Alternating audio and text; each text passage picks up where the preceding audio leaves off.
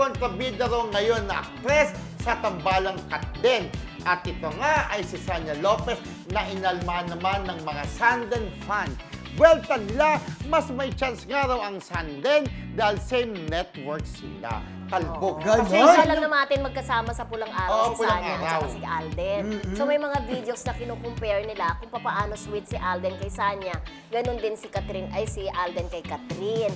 Pero ang buwelta palagi ng mga Katden fans, may isang interview kasi talaga si Alden kung saan dinideny niya na nag-date at nililigawan niya si Sanya. So parang soplak ka agad ito mga Katden. Ito namang mga Sanden, sabing ganon. O tingnan mo, close din niya pag nag-holding hands sila. May mga videos na naka-holding hands si Sanya at saka kay Alden, tsaka yung interview ni Sanya kay Tito Boy, parang kilig na kilig padating kay Alden. So parang iniisip nila, mas may chance daw itong si Sanya at saka si... Parang wala akong nakita. Ako rin. Hindi sa pag-ano. Totoo lang. Hanggang sa Sorry, Pulang Araw ha? lang sila. Sorry parang wala akong nakikita.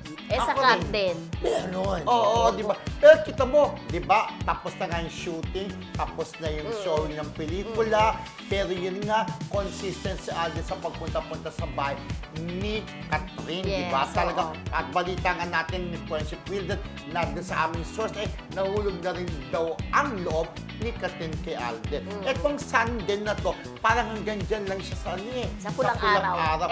At Tapos na ba o patapos na? hindi pa May tapos. chismis na. Oh. Malapit na daw. Malapit na. Alam ko malapit. Pero yun nga, sila naman daw doon ay hindi naman daw yung love story na mag-partner sila. Parang sila dito sa Pulang Araw, unsung heroes.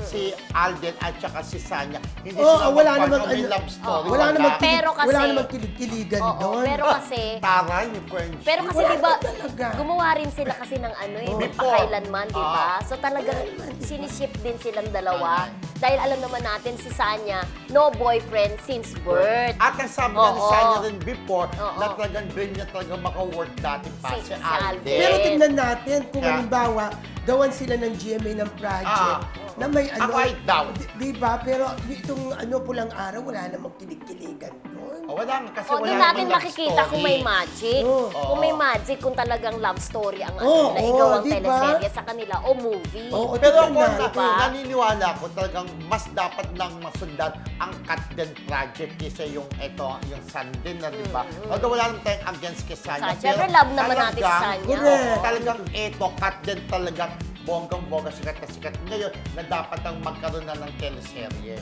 Ayun. Ang pelikula, di ba? Correct. So, abangan na lang po natin yan.